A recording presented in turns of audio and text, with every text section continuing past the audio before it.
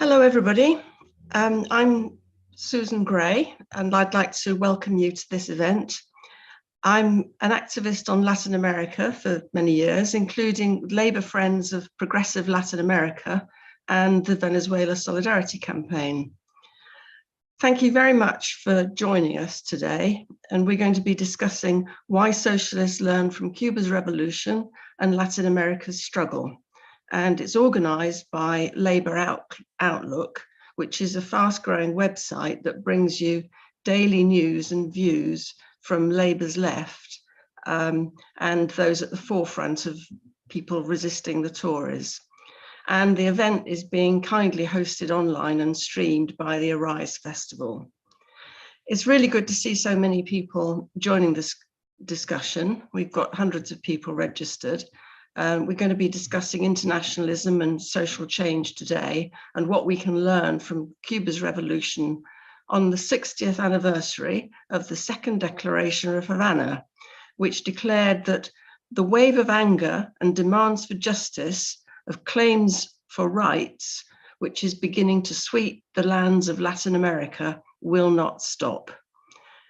And in this sense, the event today is looking to give both that historical perspective to recent events and developments in Latin America, where we've seen new waves of rebellion against neoliberalism and the elections of governments of the left in countries such as Mexico, Bolivia, Honduras, and Chile in recent years. And also to explain why the Cuban Revolution was and is such an important moment for socialists around the world. Now, to discuss these issues, we're going to be joined today by Natasha Hickman from the Cuba Solidarity Campaign. She's the communications officer. And also Roger McKenzie of Liberation.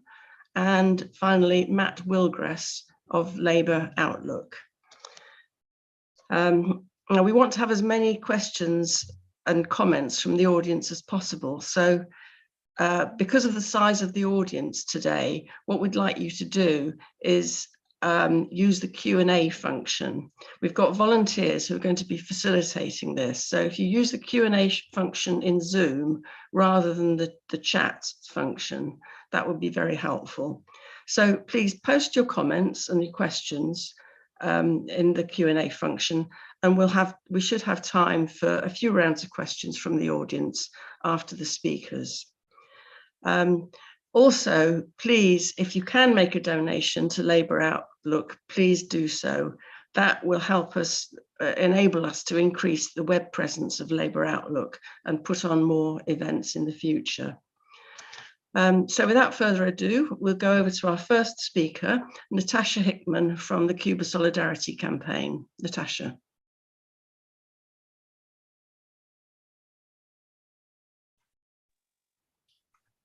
Sorry, just trying to unmute myself. Okay, thanks, Sue. And can you hear me? Good. Thanks to Labour Outlook for inviting me to speak tonight. And as you said, this meeting's been coincided with the Second Declaration of Havana, which took place 60 years ago this month. And I think it's worth giving a brief explanation of what the declaration was, as it really sums up the history of Cuba and Latin America and is just as relevant now as it was at the time it was given. So in early 1962, the US government was moving to isolate Cuba by getting it expelled from the Organization of American States. And the Second Declaration of Havana was Cuba's response to this. It was a speech given by Fidel Castro to more than 1 million Cubans, where he announced the decision of the Cuban government to continue resisting US aggression and building a fairer society for all. But the declaration isn't just about Cuba, it's a blistering critique of imperialism and exploitation. And it committed Cuba to supporting the oppressed people of the Americas and the global South. For this, great humanity has said enough, and it has begun to march, Fidel said. And this march is the ongoing struggle still taking place. The speech says what Cuba can give to the people and has already given is its example. And I think it's this example that's been an inspiration for many revolutions and progressive movements in Latin America in the 60s, right up until today, Cuba shows it's possible to stand up against US intervention, maintain your sovereignty, and to put people before profit. And just to give a few examples of how it's done that, obviously the first place to start would be health, because it's the commitment to free health as a human right with a focus on primary community-centred healthcare that enabled Cuba to achieve high indicators in infant mortality, life expectancy, and most recently in its response to COVID, when compared to others in the region and other countries with much more money. And it's important to remember here that Cuba's health service was originally modelled on the NHS. And the same goes for education. Again, free at all levels, right up to and including university, further education, adult education. And this commitment to education and training has enabled so many Cubans to become doctors, nurses, scientists. And the free education extends to art and culture as well, where young people in Cuba who have talent and not just money can study a musical instrument or dance or drama or any aspect of the arts for free and to a very high level. And then they get work in the sector because access to culture is subsidized too. So going to the ballet or a concert in Cuba isn't seen as an elite pastime, but something anyone can enjoy. And then there's women's rights and participation in Cuba. The country was the first in Latin America to legalize abortion in 1965. And it's got the second highest number of women parliamentarians at 53.2%. And looking forward to environmental protection, Cuba's felt the impact of climate change for many years with increased droughts and hurricanes. And indeed, it's been warning and speaking out on this at international forum for years.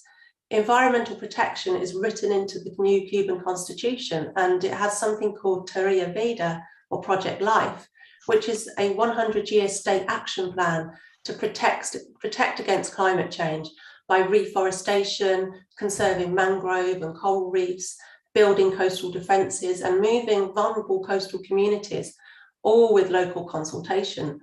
But what I really want to focus on in this short time is what for me is at the heart of the Cuban Revolution, and it's showing the world the meaning of internationalism and solidarity. There's a phrase often referred to in Cuba, and it says, Cuba does not just give away its leftovers, it shares all that it has. And nowhere is this demonstrated more than in its health internationalism. Cuban health brigades have been helping around the world for more than 60 years, from when the first brigade went to Chile following an earthquake in 1960, right through to the COVID pandemic today, when 4,700 Cuban medics traveled to 45 countries to help treat patients. And there's so many more examples, just a few. 4 million sight-saving eye operations around the world as part of Operation Miracle, 16,000 child victims of the Chernobyl nuclear disaster treated in Cuba, more than 300 doctors working in West Africa during the Ebola outbreak, 73% of the Pakistan earthquake victims treated by Cubans, and Cubans first on the scene to respond after the earthquake in Haiti.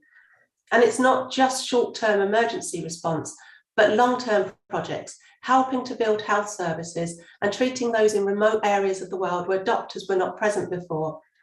This commitment to health as a human right for everyone led to the establishment of Havana's Latin American Medical School, which has provided scholarships for more than 21,000 students from 110 countries in the last 20 years, including 200 from the US. And Cuba actually is offering a real chance of global vaccine equity. It's developed its own COVID vaccines and has fully vaccinated 90% of its population. And it's offered solidarity prices for low-income countries, also some free vaccines, technology transfer for production, and medical brigades to deliver and train vaccine distribution. And these achievements are remarkable for any country, but for one that's suffering under the blockade, they're really astounding. And it's a lesson in what internationalism and solidarity really look like in words, not just in words, but in actions. And but you can't talk about Cuba without talking about the blockade. And as well as being the 60th anniversary of the Declaration of Havana, it's also the 60th anniversary of President Kennedy implementing the full blockade in February 1962. And I would urge everyone to sign our open letter to President Biden calling for an end to the blockade in this 60th year, and hopefully there'll be a link to that in the chat. The blockade is economic warfare. It's the longest sanctions in history. It's intended to starve the Cuban people into submission and into revolt. And that's its stated aim. And a US national security memo in 1960 said that the US needed to impose sanctions to bring about hunger, desperation, and the overthrow of government. And in the last 60 years, this blockade has impacted on the human rights of 11 million Cubans, causing suffering and shortages in every single area of Cuban life. And during the pandemic, it has without doubt cost lives. The blockade prevented Cuba from accessing vital medicines and medical supplies during the pandemic, but it also stopped shipments of humanitarian aid being delivered, including ventilators, testing kits, and PPE. And it also delayed the development of Cuba's vaccination program. More than 8,000 Cubans died due to COVID, but just imagine how many could have been saved if the blockade hadn't delayed their vaccines being available earlier.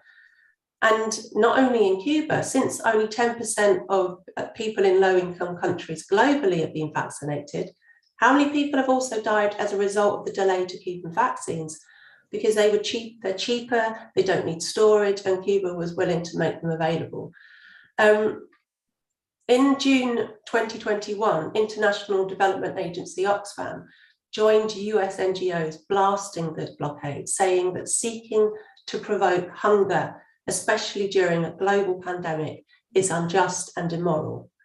And so just to finish, because I know we don't have much time, I just want to return to the words of the second declaration, which talks about how the US was trying to crush the Cuban Revolution and the Cuban example.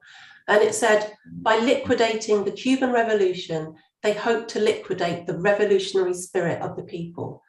Well, they failed 60 years ago, and after 60 years of criminal US sanctions, aggression, propaganda, overt and covert intervention, they continue to fail. And Cuba continues to provide an example of in Latin America of resilience, of standing up for your own sovereignty and fighting for a better world. So that's my brief cover of sort of like why I think Cuba sort of like still has lessons to teach. And I would ask you, if you're not members of CSC, please consider joining the campaign and also sign our open letter to Biden calling for the blockade to end in the 60th year once and for all. Thank you. Thanks very much, Natasha. Thank you, Natasha. That's great. I think that message of the example that Cuba sets of internationalism and solidarity is so important. It's an example to us all, and it's the reason why it's important for us to share those values and to show our solidarity too. So thank you, Natasha. Before we go on to the next speaker, we're just going to have a brief intervention from Ben, a Labour Outlook volunteer, who's going to tell us a little bit more about today's organisers, and he's going to ask you to dip into your pockets for the cause. Ben. Yeah, thanks, Chair. My name is Ben. I'm volunteer with Labour Outlook, and as Sue said, I'm sort of hitting the telephone period of the evening. Just to say for everyone unfamiliar with Labour Outlook, it was set up a few years ago now to provide news and analysis from a left perspective, not only on events inside the party, but on trade union struggles, social movements, and international issues. In the last week or so, we've had articles on the protest against the Nationality and Borders Bill, the threat of nuclear escalation, the importance of the peace movement, the campaign to defend free COVID testing, the fight for fair pay at Croydon Hospital, manoeuvres against young Labour, and much, much more. So please do check out the website, labouroutlook.org, and follow our social media pages for regular updates. And we also run regular forms of events like this, and it does cost money to use platforms like Zoom webinar. So if you are able to contribute towards the cost of that, any support is very much appreciated. I think links should be going up in the chat about now. If you're able to help, that was fantastic, and please do check out CSC and Liberation as well. Thank you. Okay, thanks very much, Ben. That's great. Please, I repeat, do donate if you possibly can. And now we'll go on to our next speaker. It's great to have with us today Roger McKenzie, who's the Liberation General Secretary, and his formidable campaigning over many years will probably be familiar to many of you. So Roger, over to you. Thank you very much indeed, and really, really pleased to be able to join the meeting this evening. I thought Natasha's contribution was really, really important, and one of the phrases, one of the words that Natasha used, which is what I want to concentrate on, is sovereignty. Because one of the things that is important to me about Cuba is the way that it's always stood up for its sovereignty, and the way and the example that it shows to everybody across the world, that sovereignty actually means something. And what I actually want to talk about around sovereignty is hypocrisy around sovereignty, because what we are seeing at the minute is, quite rightly in the world, and I want to underline that, quite rightly, we are seeing lots of discussion about the importance of sovereignty. Sovereignty in Ukraine, in particular, is what's being talked about now. But the hypocrisy comes when people in positions of power in the United States and in the UK and in other countries in the world don't seem to think that it's important that that sovereignty applies to Cuba, that sovereignty should also apply in the Yemen, should also apply in Syria, should also apply in many other parts of the world. And we have to, as Cuba always does, it exposes the hypocrisy of these rich nations across the world. It's been doing it, as Natasha was saying, around the COVID pandemic, around the production of a vaccine. We are seeing massive levels of vaccine apartheid around this country, around this world. That's what we are seeing, vaccine apartheid around the world.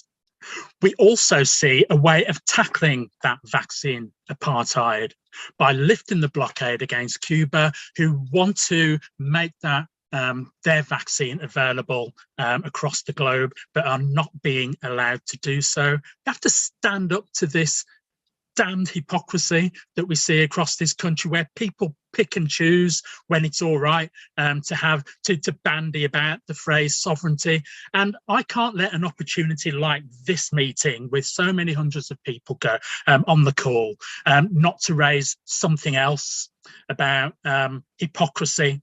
And that's the hypocrisy that is taking place, where people don't tackle the racism that we are seeing taking place in Ukraine right now. They don't do it. We are seeing people of African descent who are being stopped from leaving Ukraine, who are barred from getting on trains, who are stopped from leaving. The very people who receive solidarity from the people of Cuba, the very people who people in Cuba would not bat an eyelid about offering solidarity to people across the globe. And here what we're seeing is we're hearing phrases like, well, this is a conflict of people who look like us. This is a conflict of people with blue eyes. This is a conflict of people who basically are not people who look like me. And this has to stop, because I'll tell you what I learn from Cuba every day. And Cuba has been under blockade for my entire life. What I get from Cuba is something that's bigger than facts and figures. My family's from Jamaica, in the backyard of the United States as well. And what we see in the Caribbean is the strength that Cuba brings to the region. And that, you know, if you do stand up to these bullies, and that's what I was always taught at school when people were trying to bully me, is that if you do stand up to bullies, you can win, you can have some dignity, you can have some self-respect. And people flock to that. People come to that kind of example that says, you know what, if they can do that, with everything that's stacked against them, with the way that the power, the might of the strongest country on the planet has brought against them, and yet they still survive, yet they still flourish, yet they can still be that example to liberation struggles across the world.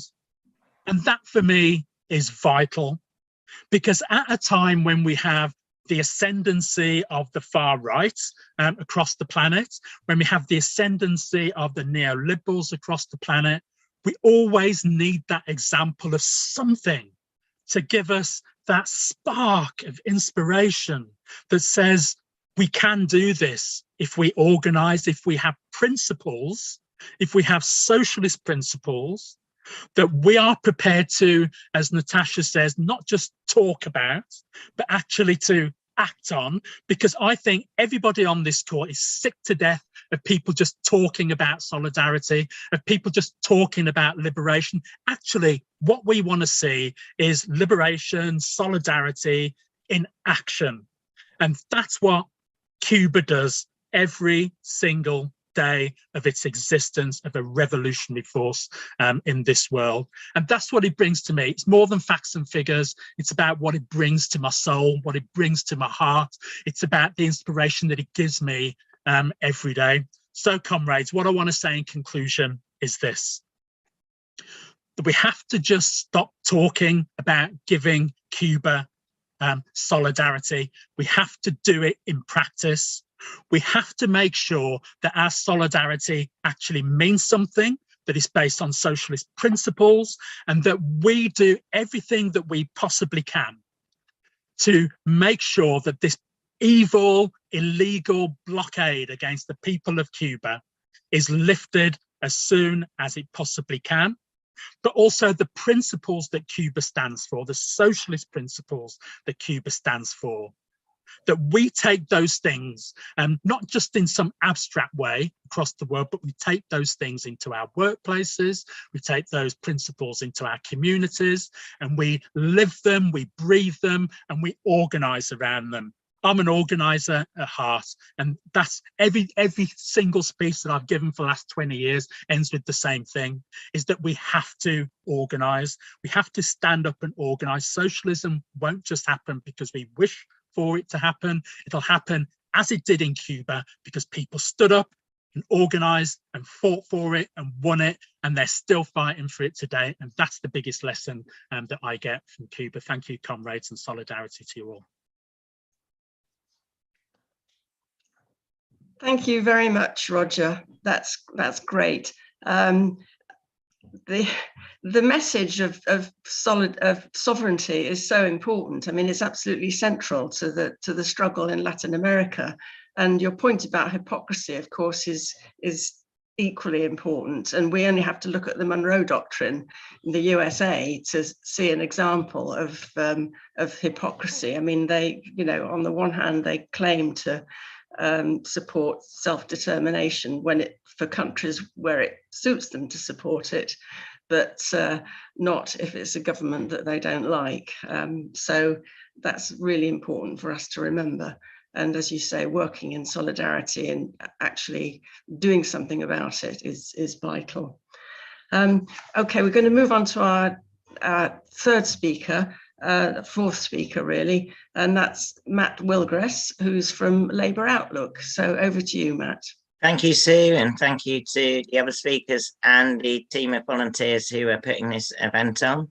I'm going to start with quite a long quote from the second declaration, but I think then of Havana, but I think you'll then see where I'm going with it.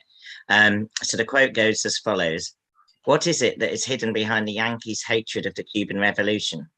What is it that rationally explains the conspiracy which unites for the same aggressive purpose the most powerful and richest imperialist power in the modern world and the oligarchies of an entire continent, which together are supposed to represent 350 million human beings, unites them against a small country of only 7 million, economically underdeveloped, without financial or military means to threaten the security or economy of any other country?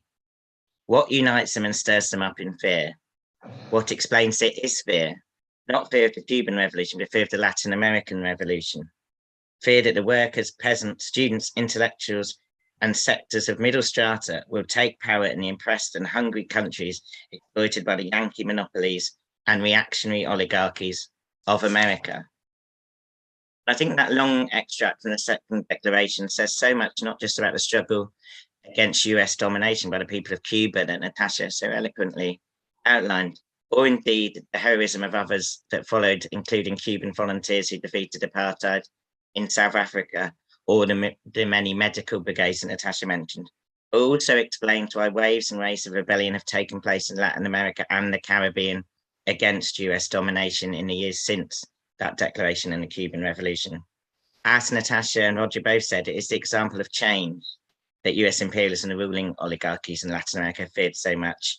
But it's also that example of change that has inspired so many heroic struggles throughout the world. You can't be a socialist without internationalism and without anti-imperialism. And in his famous call for 1, 2, 3, many Vietnams, Che Guevara put a perspective for global resistance that, as Roger mentioned, remains relevant today. In terms of the aforementioned struggles over many decades in Latin America and the Caribbean, there are many examples one could cite inspired by Cuba's revolution, from the time of Maurice Bishop in Grenada, through to the amazing struggles and changes led to this day by Evo Morales, Luis Arce, and the mass movements of Bolivia. And the changes, movements of resistance and victories being won in so many Latin American countries at the moment, alongside that amazing process in Bolivia, from election wins in Chile to the hopeful defeat of the far-right Bolsonaro in Brazil later this year, and of course the amazing defeat of the coup regime in Honduras at the end of last year. And as a quick aside and relevant to the discussion on how Cuba's revolution still inspires the struggle in Latin America today, it was recently confirmed in Honduras that Dr. Luther Castillo, who in 1999 received a scholarship to study at the Latin American School of Medicine in Havana, has now been appointed a member of the cabinet for the newly elected President Castro in Honduras. Now, someone educated in health in Cuba will continue to the work of building a health service for the people of Honduras after 12 years of resistance has finally defeated the US-backed coup in their own poverty-stricken, inequality-stricken country. And in a limited time I have left, I wanted to give one more example as well.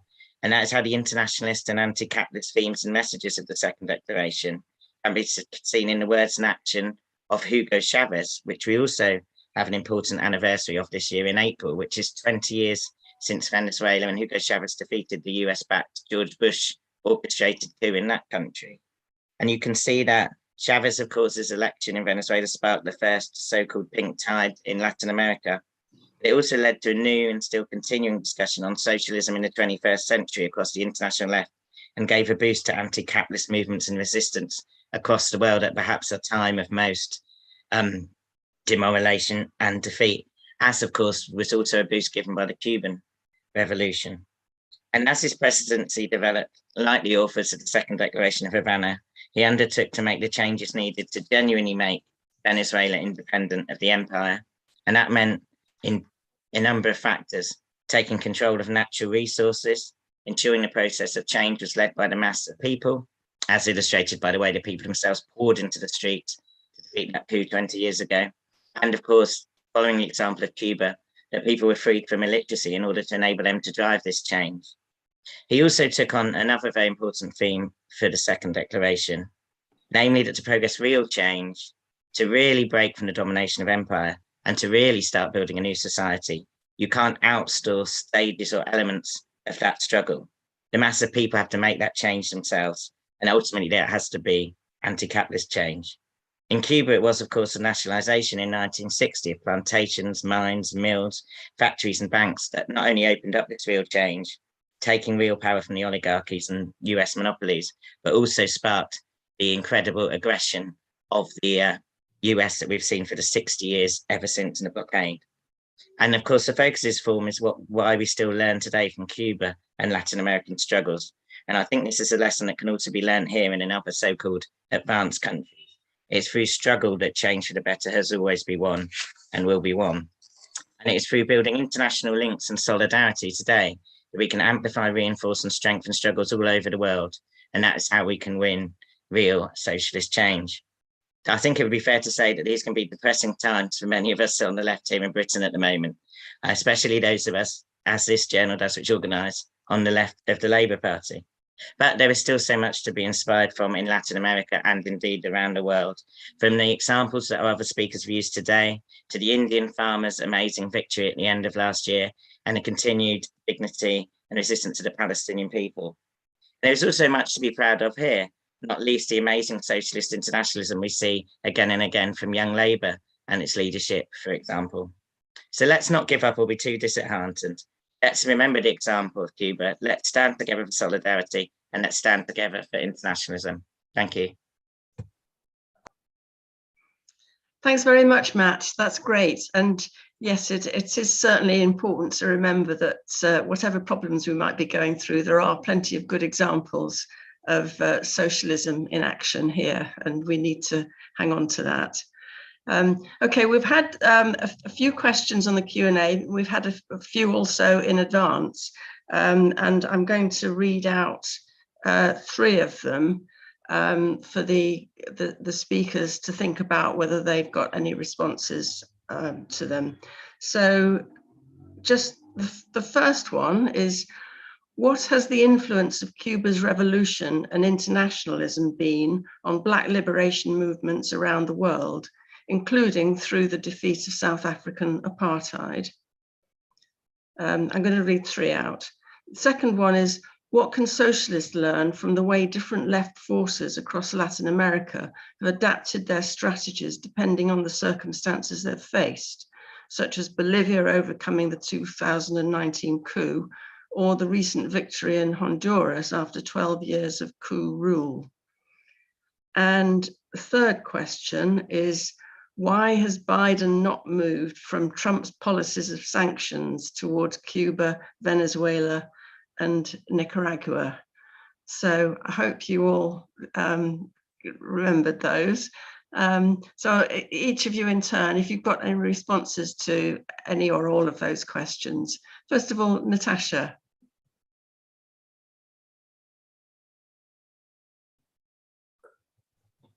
Hi.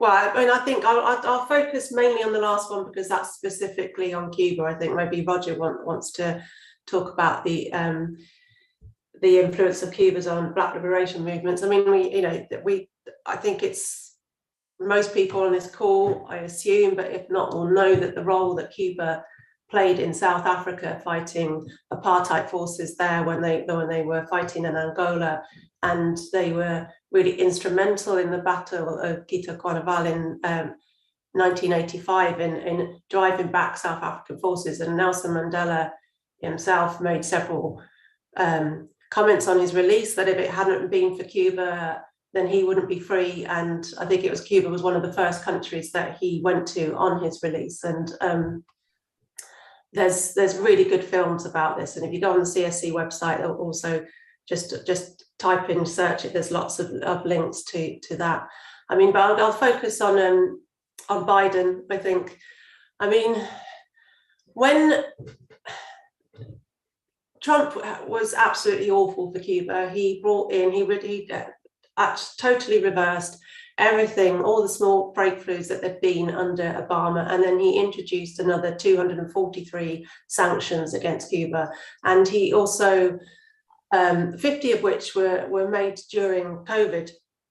And one of the worst things he did was just when he left office, put Cuba back on the state sponsors of terrorism list, which massively impacts Cuba's ability to trade, any investment that will come in, that threatens fines with any banks and companies that want to invest. He also stopped Cuban Americans and families abroad from sending money back home. So there's barely any money going into Cuba at the moment. It's really, really difficult for them. And Biden, when he was on the campaign trail, said that he would undo that. He would undo at least some of the things to make things better for Cuban families. And he's done absolutely nothing. First of all, they said that they were putting the Cuban policy on hold, and it wasn't their focus. But by doing nothing, especially during the pandemic, it's not putting it on hold. It's making it worse, because things are really, really tough in Cuba at the moment. And he's really fallen in line and under the influence of the really right-wing, the worst elements of the right-wing Cuban American population in Florida. And not the entire Cuban American population in the US has that same view, but in Florida it's the hotbed of it. And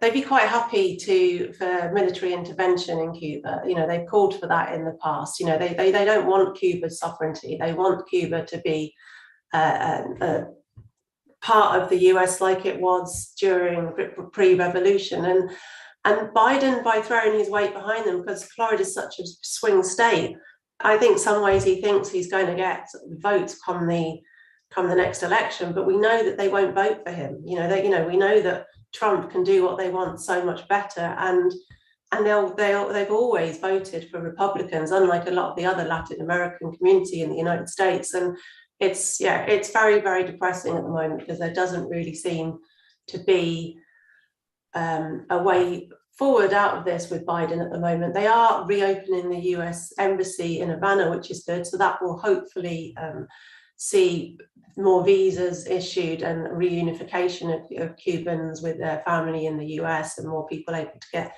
visas. But aside from that, it's not very hopeful, which is why we launched this open letter to Biden this year, and we're going to be using the 60th anniversary of the revolution to try and sort of like put more pressure on the US and also in our own government to try and just make sure they keep on good relations with Cuba, because it's really important that Cuba has good relations with Britain and other countries. So yeah, that's just my answer to that one.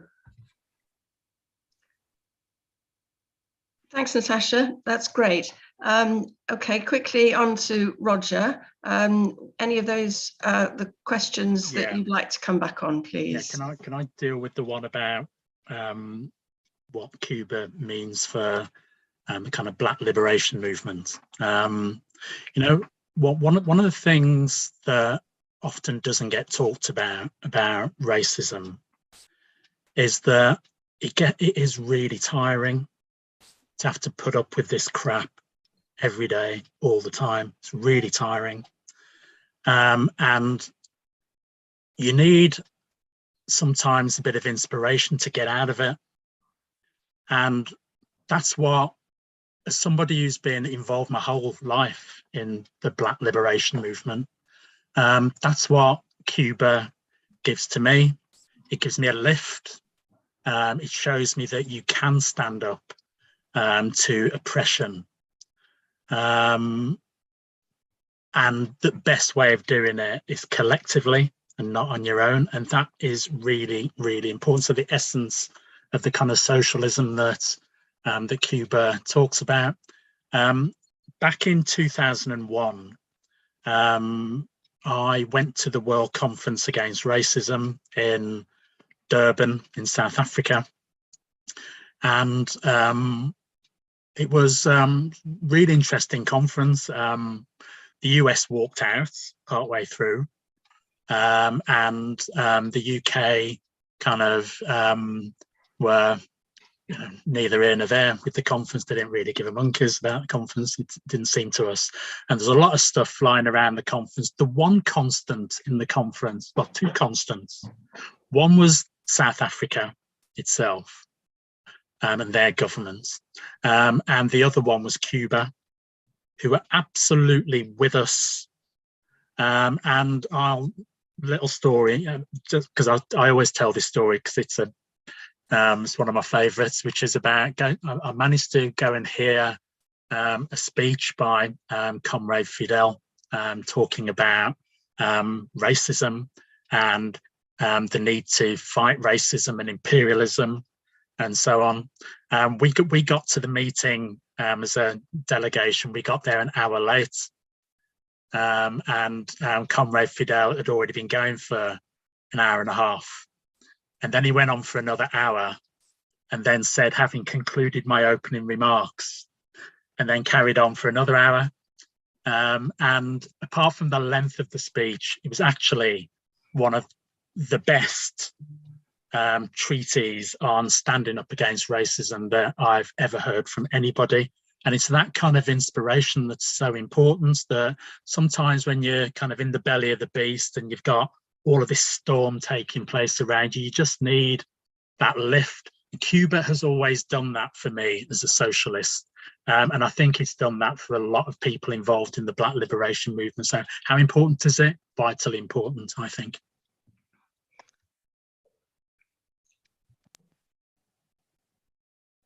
Thank you, Roger. That's great. Okay, now on to Matt. Have you got any responses to those questions? Yeah, just very quickly. On the sanctions and blockade continuing under Biden, I think what is obvious is that in terms of what they set themselves as a target of the sanctions on both Nicaragua and Venezuela, as well as the blockade of Cuba, by their own thinking, they failed. Like, the aim of those sanctions is regime change.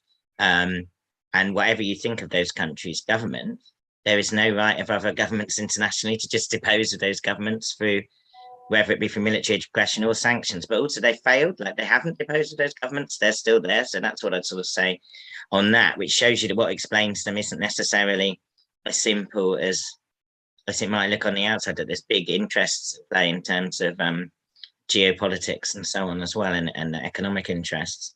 And then quickly on the other matter, sort of question that hasn't been answered about the different strategies of resistance in a different way the Latin American left and social movements organize. I think what I would say about Bolivia that's quite interesting and inspirational is that at all stages in that struggle now for decades, they have prioritized their social movements and mass organizations. So when they've won power in elections or when they've deposed a coup, they've kept the center of their activity in those movements. And that's something that I think is very relevant in lots of countries in the world, in terms of like the threats that, especially in Latin America, the threats that, you know, left performing governments often face, in terms of Allende would be the most famous example, but also mention the failed coup against Chavez, and there's plenty of other ones. They kept those big, you know, social movements and their impressive trade unions and stuff right at the center of their project the whole time. And I think that's something that could be learned from throughout the world.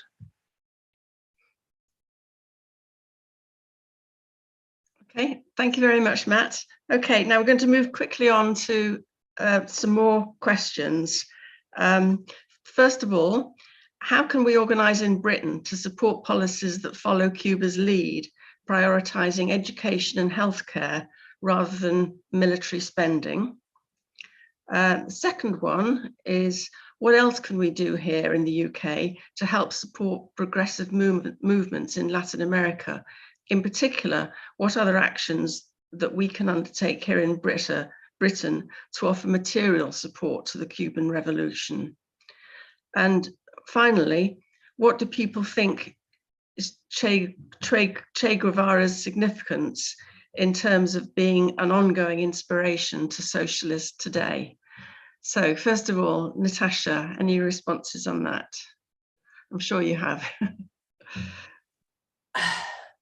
Yeah. Oops.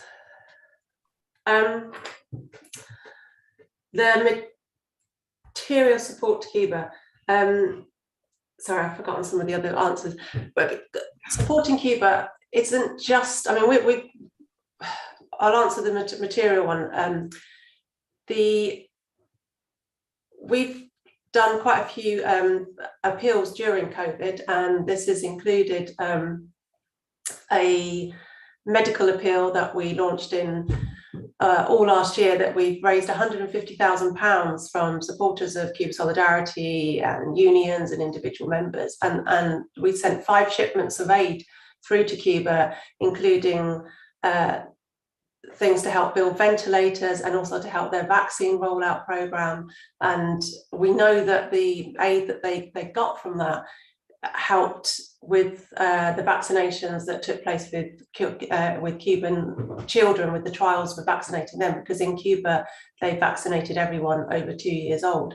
And that's real solidarity. When you see the US talking about wanting to help Cuba, but you know, that by stopping shipments of material aid, but actually people that genuinely want to help are contributing to campaigns like that. And we just launched a new appeal, the Viva la Education appeal, which is to send educational aid to Cuba, collect and raise money with the National Education Union in the UK, and we're going to be sending another big container of educational aid to Cuban schools, hopefully later this year. But I think it's not just about appeals and material aid. What's really important with solidarity with Cuba is also making yourself self-aware about what's going on there, because there is so much propaganda, and there is also a hell of a lot, you know, £20 million. this year dedicated by the US government, £300 million over the last 20 years, specifically for regime change activities in Cuba. And obviously that's in other countries across Latin America, they spend money on that as well. But for Cuba specifically, there's $20 million this year for activities funding groups in Florida, in Cuba. It's on the US State Department's website. It's very open what they're doing. And I think it's really important that as well as giving material aid to Cuba, we as activists make ourselves aware about things like this and spread that information around, so we don't just take in what the mainstream media gives us all the time. And if you go onto the Cuba Solidarity Campaign's website, we have a whole section on what's going on in Cuba that has information about that. So I would recommend people do that as well. What was the other question? Che Guevara's,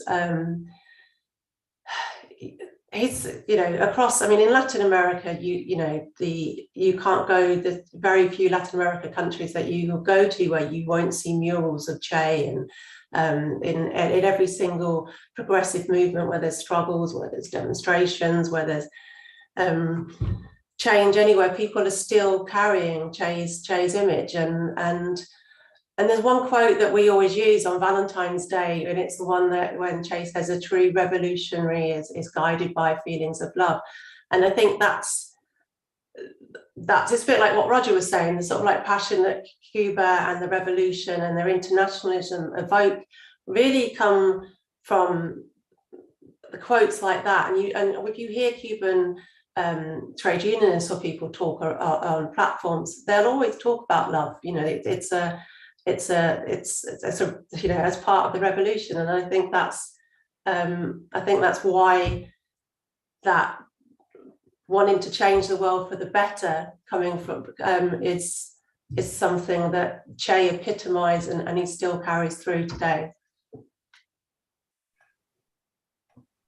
Okay, thanks very much, Natasha. Okay, moving on to Roger. Yeah, just a couple of things. Firstly, what practical thing can people do?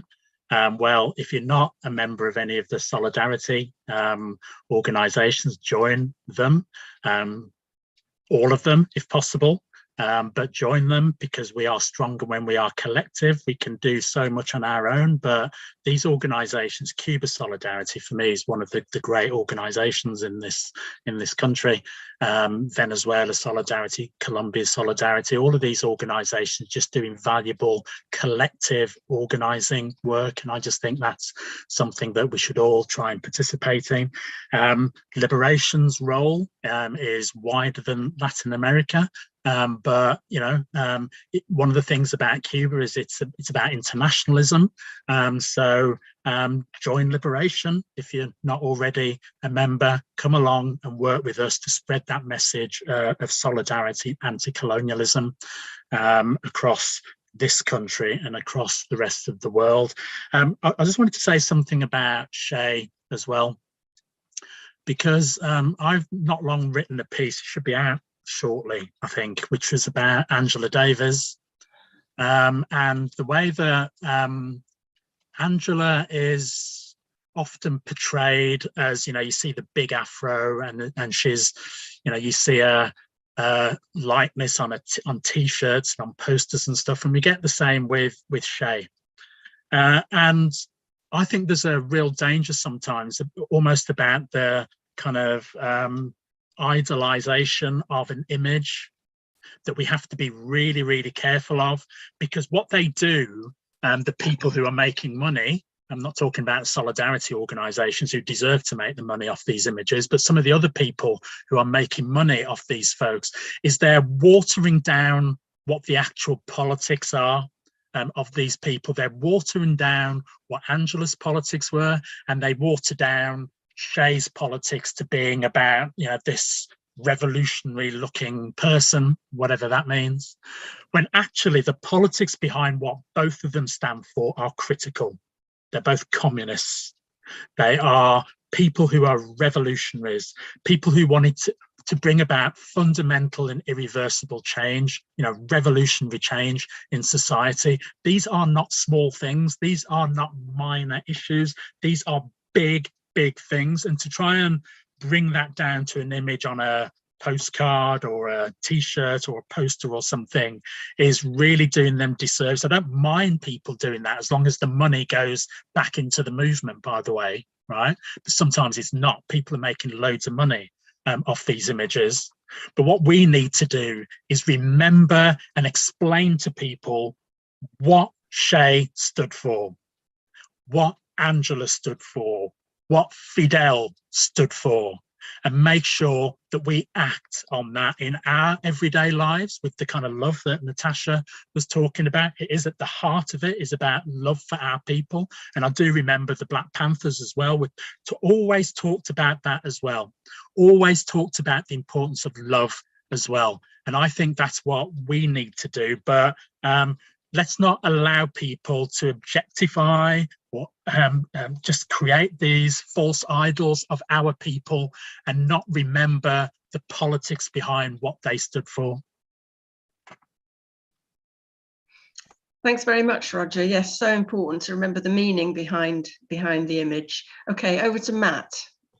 Yeah, I was going to say, Sue, I hope you don't no one puts me after Roger in a meeting again, because it's quite hard to live up to these wonderful discourses he's coming up with. On Che Guevara quickly, I think that something that I found interesting when I was preparing my speech for today was actually to look at some of his writings again. Like, they're quite widely available. For example, Cuba Solidarity had a few collected works by him, but also the Marxist Internet Archive website, which is, if you just Google Marxist Internet Archive Che Guevara, there's quite a lot on there, pamphlets, speeches, books, and so on. So many things, especially on internationalism and struggles against colonialism and racism and so on, which still have relevance today and are full of interesting ideas. And I think that's something that is really worth, for sort of socialists, is something that's worth exploring and re-looking back on those essays and other things and trying to integrate learning from them. And the fact that you can get so many of them in English is quite rare, compared to, say, Evo Morales or Chavez, which is in English is very little stuff at all. So I think that's something that people can do.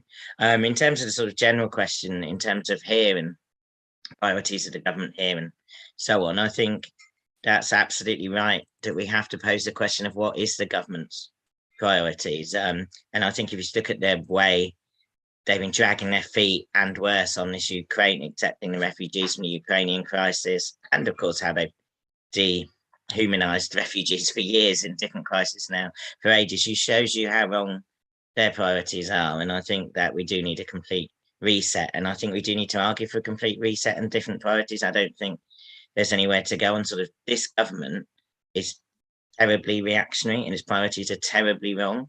And therefore you can't be sort of, trying to sort of, you need to be against that government. You need to argue for a total reset in terms of priorities and in terms of how it's dealing with everything from, the pandemic to the issues the person in the question raised around health and education, and probably much, much more than we have time to go into.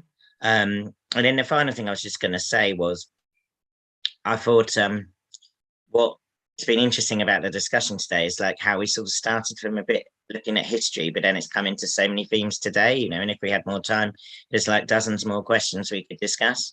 And I think that shows you why like reading and learning from history isn't just an academic exercise. It can also be an exercise in building sort of hope and solidarity today. So I hope that, these kind of forums keep going from our perspective, as well as, things on more immediate matters that face us here. Okay, thanks very much, Matt. Now, well, we're coming towards the end of the meeting now. I have got 3 more questions, but what I'm going to do is I'm just going to make a few concluding comments myself, and then I'm going to just read out these other 3 questions and then ask the speakers to come back with any answers to those questions and or any other comments that they want to make in conclusion. Okay, so first of all, thanks everybody for coming along and taking part, and thanks to the speakers. Please do make a donation if you can, because that will help Labour Outlook to increase its web presence and put on more events like this. We hope you've enjoyed the event, and I'd like to just draw your attention to another one that's coming up this Saturday. Labour Outlook is supporting an important event called Making Another World Possible, an internationalist agenda for the left and Labour. And that's going to have Jeremy Corbyn, Diane Abbott, and various others. And there'll be details posted in the chat. So as well as attending that, please, as well as attending today, please join us to that other meeting.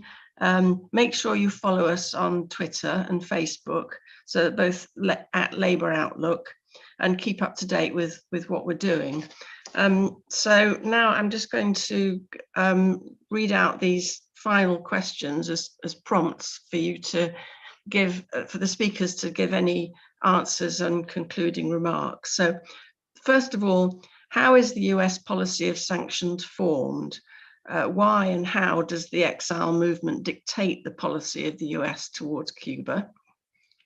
Second question is, could you tell us more about communes and workers' control and how these have helped the Latin America left grow in strength? And thirdly, what other examples of Cuban internationalism helping what other examples are there of Cuban internationalism helping other progressive and socialist causes? Need to be brief actually, because we haven't got very much time. So first of all, Natasha, any answers or final comments that you want to make?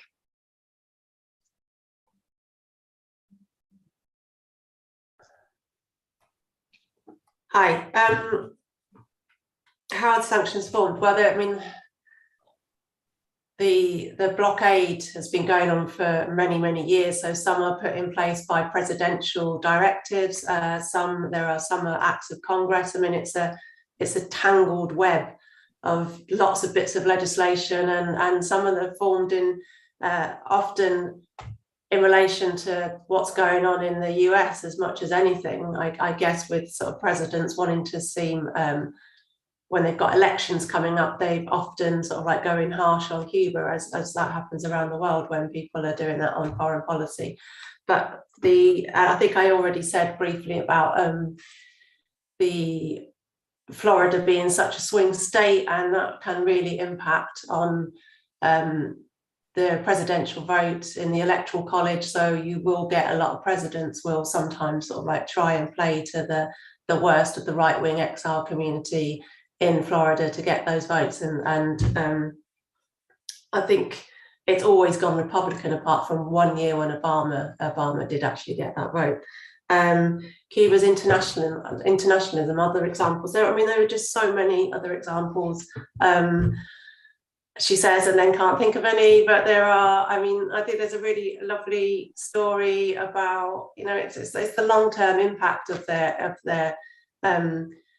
internationalism. And one example recently was the Latin American Medical School, which has been training people for years and years and years who come from deprived communities in their own countries, and they get free training as medics, and they just have to go back to their own communities and serve there. And one of the new appointees in the government in Honduras is a graduate from that school. So I think Cuba's internationalism just continues and plays on in it with the training of doctors that then go on to become health ministers and to take that forward. But go on our website, there's so many examples.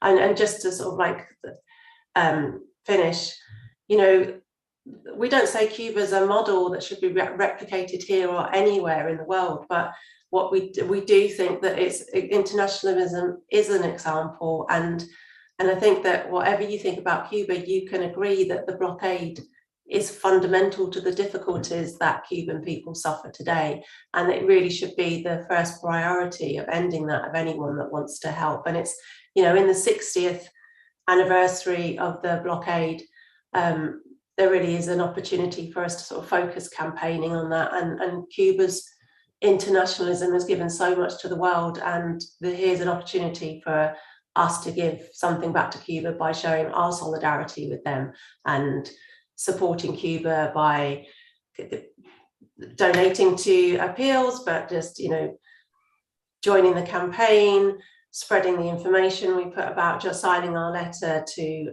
Joe Biden, and just making yourself aware about what's going on in Cuba. So thanks very much, and I hope you'll think about joining the campaign and going onto our website and finding out more about Cuba. Thank you. Thanks very much. Thanks very much, Natasha. Very well said. We all need to spread the word. Okay, over to you, Roger.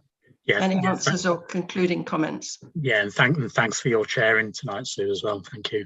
I'll be uncharacteristically brief. So one of the big inspirations to, I know, Matt and myself was Tony Benn. And one of the things that Tony Benn always said was about the need to give hope to people, the importance of hope. And that's what Cuba gives us. It gives us hope, but it actually gives us more than that. It gives us, I think, the certain knowledge that if we stand up together and organize together in real solidarity, and yeah, we'll have our disagreements from time to time, that's fine, right? As long as we do it in a comradely way. But if we stand up and organize in solidarity with each other, we got a chance. We have a real chance to make a real change, because I genuinely believe that a better world is possible if we stand up and work for it.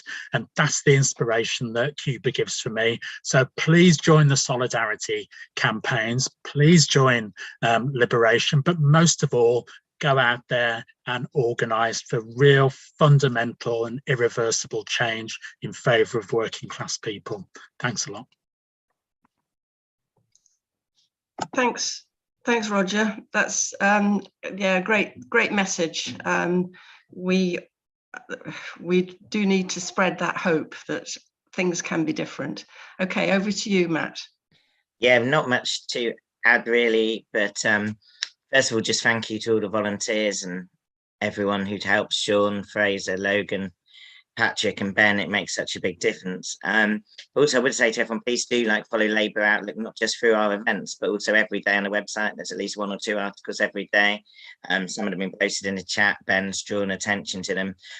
Something that we very much want to do is support progressive campaigns beyond those that the immediate people who set it up are involved in, and that's why we're so pleased to have these forums with people from Liberation, Cuba, Solidarity, Campaign, Stop the Wars, CND, everyone, and support those movements, and support in terms of domestic politics, things like the People's Assembly, Stand Up to Racism, and so on. Also, just apologies to everyone who doesn't get their questions and comments answered. There's I think we've taken either 9 or 12 questions there, so we are trying, but sometimes we can't get through them all. But on a sort of political conclusion, I just wanted to re-emphasize what Roger said at the end there, and Sue just said, which is, I think we need to sort of reaffirm that another world is possible, and there are examples of how it can be built. And we talked about Cuba today, but we could also talk about what's going on in Bolivia at the moment, for example, which is incredible. You know, only a couple of years after defeating a coup, building a totally different plurinational, anti-racist society with workers' power and control. And someone I think mentioned about workers' control and communes in one of the questions that didn't really get answered.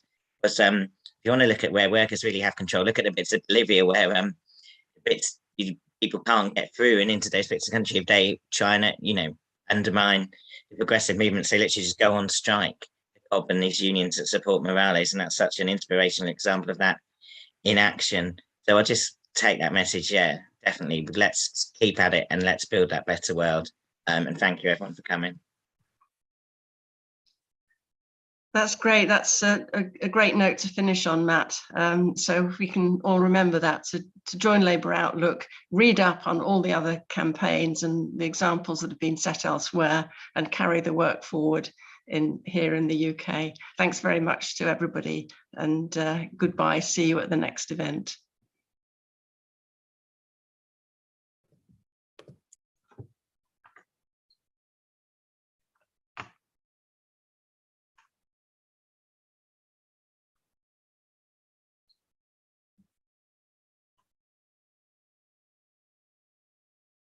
Is that it?